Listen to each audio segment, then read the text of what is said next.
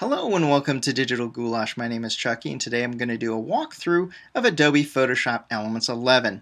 Now if you remember, Adobe released Photoshop Elements 10 in September of last year, so it makes sense that they released Photoshop Elements 11 in September of this year. Let's go ahead and do a quick look at the interface. The first thing that you'll notice, it's very light.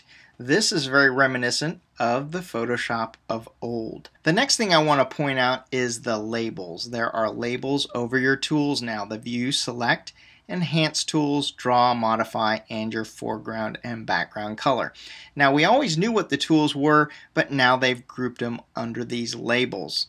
Now over here is the photo bin, right over here, as you can see. The tool options. The tool options were the options bar, and it used to be at the top. The photo bin was at the bottom and it was called the project bin. Let me jump over to Elements 10 and reminisce about some of the things that used to be there in Elements 10. There's the project bin right here at the bottom, and you notice most of the time it didn't go away unless you hit it. And then over at the top we have the options bar right over here. Now at the top there are full edit, quick edit, and guided edit tools. Those are still here in Photoshop Elements 11, but now they moved those up at the top and they called the full edit, now they call it expert. So you have quick, guided, and expert mode right there.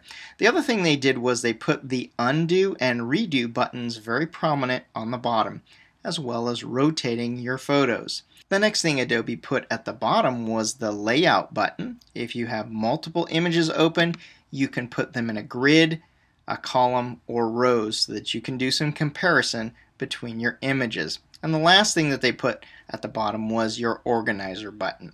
Let's go ahead and take a look at some of the new features that they have over here. And the first thing that we have at the top is comic, graphic novel, and pen and ink filters. So let's go ahead and take a look at those. You need to be in the expert mode to be able to use those. And then we come over here under the filter. Now those are under the sketch. If you see right here it says sketch. They have added the comic filter. So go ahead and click on that. And as you can see, it gives that comic book effect with one button. You also have the sliders here where you can fine-tune your image, or you can pick one of the presets that they already have for you. Now I'm not going to go ahead and save that, so I'm going to go ahead and hit cancel. The next filter that we have under the sketch is the one called graphic novel. So let's go ahead and take a look. That's also another pen and ink type feature that we have right here, or effect. You can click on one of these, like I said before, or you can do some fine-tuning using these sliders right there. So that one is the graphic novel. We also have the comic. And last but not least, I'm going to go ahead and use one of these undo buttons, or you can use the Control or Command Z, which are still your undo option. Now the last filter that we have under the sketch is called pen and ink. Now this one's kind of the same as the other ones, but it gives you some options of some colors. We have the blue, purple, gray, and green. As you can see on this one though, there's a lot of fuzziness that goes along with this particular one as compared to the graphic novel and the comic. I'm going to jump over to the website, or the screenshot of the website that I have here, and go into the next item. It says organize, edit, and create using the guided edit. Now the guided edit was there before, and once you use the guided edit you can jump over into an expert. It just gives you a nice place to start. So let's go ahead and take a look at our guided edit right here in the center. I'm going to go ahead and click on that, and there are 4 new guided edits that we have. The first guided edit I'm going to show you is the high key. Let's click on the high key over there. You can either select the high key and color, or I'm going to go ahead and do it in black and white right there. Now you could add a diffuse glow right there, but what that does is it even brightens it even more, and for this particular picture it would wash it out too much. The only thing that I don't like over here is that there is no slider for the diffuse glow. The other thing that Adobe has put in this high key, or actually any of the guided edits, is the ability to see the before and the after just by hovering over the picture up at the top right. The next thing that I want to cover, let's go ahead and hit cancel, is the low key. Same type of thing right here. This one has a few more options right there. You can either do the low key color or you can do the low key in black and white. Now we have this background brush right here where you can go and you can change the size of your brush right here, and you could even make it darker. Now mine's already dark, so I don't need to do any more with it. Now I can go over here where it says reduced effect. I can also make my brush a little bit larger, and I can paint away some of this and put some of the detail back inside there. Let's go ahead and do that. You can't really see it that well. It's starting to bring back some of her hair right here, and there we have it. I'm just kind of brushing that back right there.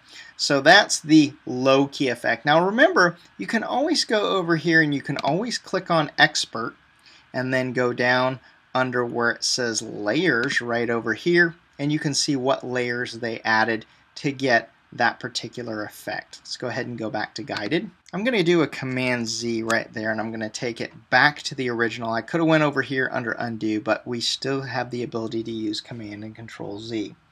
Now the third one that we have is Vignette. Now the Vignette is the ability to put the dark edges right around your photo right here. Now this is a one button click. You click on Vignette right there, and you can either have a black one right there or you can have a white one right there. On this particular one, the white looks pretty good, and you can adjust the intensity right here depending upon how much of a vignette you want. You can also refine the shape over here by doing the feather right over here. You can make it a little bit more feathered or a little bit less feathered right there, and the roundness. Let's go ahead and hit cancel. Now I do want to thank Chris Willis over at Flickr for letting me use this photo under the Creative Commons license. Once again, I'm going to go over here and I'm going to click cancel. The next guided edit I want to cover is the tilt shift. Now the tilt shift is a special type of lens that you can shift when you're taking pictures of buildings. And what you can do is you can make the buildings look like they're miniatures. Now what I'm going to do is I'm going to jump over to a different image that I have, and I want to thank Rick Harris for letting me use that photo under the Flickr Creative Commons license. So let's go ahead and jump over to that other photo right there. And what we're going to do is we're going to add the tilt shift effect right there, and then I'm going to add the tilt shift right there. Now the idea is as you see here, I'm hovering over the before and after. It does make it look like the buildings are miniatures, because what it does is it blurs the background and foreground. So right now I added the tilt shift, but as you can see, the tilt shift was not in the correct place. So I'm going to have to modify this right here by doing that. And then I'm going to draw a new line there. And as you can see, it adds the tilt shift effect here.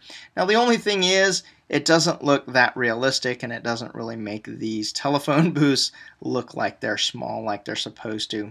The other thing you can do, of course, is go over here. You can refine the effect, giving it a little bit more contrast right there, maybe a little bit more saturation or less saturation maybe right there. But it doesn't really have the effect that I thought it would. It's very difficult to find the correct picture to make that effect work.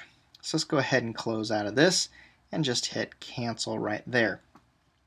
Let's go ahead and jump back to the web page, or the screenshot of the web page. Manage your photos more easily. Let's go ahead and jump over into the organizer right over here. As you can see, the organizer is now tabbed to media, which you can put all your music, your videos, and all your photos here. The next tab over is people. You can organize your pictures by people. You can go ahead and add people right here. And much like the Google feature or some of the other features that are on your camera, it recognizes the people in the picture, and you can group them by people just by adding people with this icon down here. Now we have places. Many of your cameras now are GPS enabled, so we can go ahead and we can group them by places. The last one we have is events. We have different events. What it's going to do is it's going to take the metadata from your camera, and the day that you shot the photo, it will put it in there, and you'll be able to organize those by the month and the year of the event, or you could go ahead and name those events. So those are the things that you can do with the organizer. Now over here under the share, they added the ability to do online video sharing over there, and they added Vimeo as one of the options for online video sharing. Let's go ahead and jump back over to the web page right over here. I've already covered the pro quality photographic effects. Those were the filters and the guided edits that we had under guided edit and expert edits. Let's go ahead and go down here. The next new thing that they have is the ability to extract something from a photo and then refine the edge, such as the hair. Let's go ahead and jump back to our editor right over here. Then I'm going to go over under Window and change this back to the image of the girl. Now under Expert right over here, I'm going to choose my selection tool. That is the quick selection tool right there. And I'm going to select her because I want to separate her from the background. So I'm going to go ahead and do that with the quick selection tool. I'm going to try and get her hair here.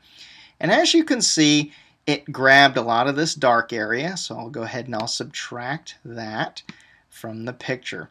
Now, this is a really rotten selection because it missed a lot of her hair. I can go ahead and I can actually add some. Let's go to the tool options here and let's go ahead and add this back a little bit. I'm going to go ahead and add just a tiny bit of this hair back again. And then what I'm going to do is I'm going to refine this. And how we go about refining this is going over under to the select and then selecting refine edge. Now one of the things that you get is the ability to edge detect right here if you want to do the smart edge detection, and you can go over here and it will try to grab hold of all these for you, and as you can see that it grabbed a lot of the hairs that you would not be able to normally get. Now if you wanted to do this manually, we can uncheck that right there, and then we can come over into this brush tool right here and watch what happens as I paint over the edges right here. It's going to look for all these fine hairs right there, and as if I trace this right on the edge and give it a nice contrast right there, you can see that it's picking the fine hairs right there and it's refining the edge very nicely. Come over here on the other side like this, and once again it's picking just her hair there, and you can do a much better job than I am right now. And there we have it. The refine edge. That is a great feature that they ported over from the full version of Photoshop. Let's go ahead and cancel. Actually, I could say OK on that one. As you can see, it has selected all the nice areas there. Alright, I'm jumping back over to the web page again. I already mentioned that you can export now to Vimeo. You can map your photos using the new Places feature.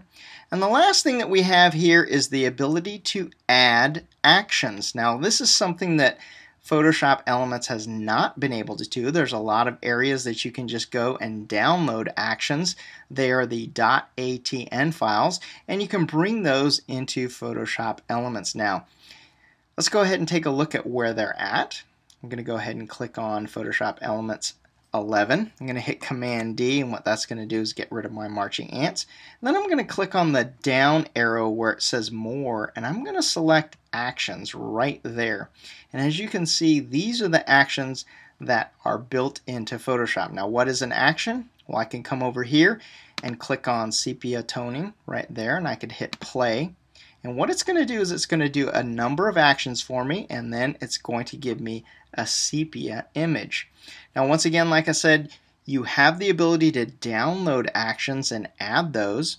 You can come over here under the Actions tab and then click this little down arrow right here, and then you can load an action right here. Click on that and then you'll just go find it on your computer and you will load that action. Now that covers what's new in Adobe Photoshop Elements 11. If you were looking for a full lesson on all the tools, I have 6 lessons that are out there that describes each one of the tools in detail. This just covered what was new in Adobe Photoshop Elements 11. As a recap, In Photoshop Elements 11 Organizer, it is split now into Media, People, Places, and Events.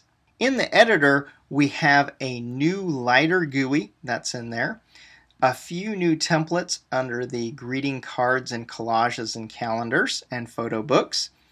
We have the tabs that are in the center now. Under the guided edit, we have high key, low key, vignette, and tilt shift.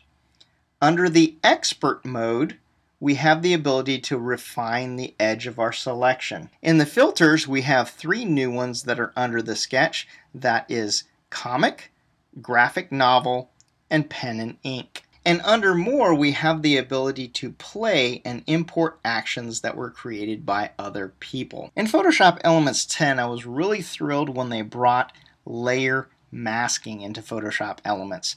In this version of Photoshop Elements, I'm really excited that they came through and brought over actions from the full version of Photoshop to Photoshop Elements. Now, you can't actually create your actions, but you can import them and play them from other actions created by other people. If you haven't done so already, subscribe to my videos, give me a thumbs up, give me a like, and pass my video link to your friends. Cheers!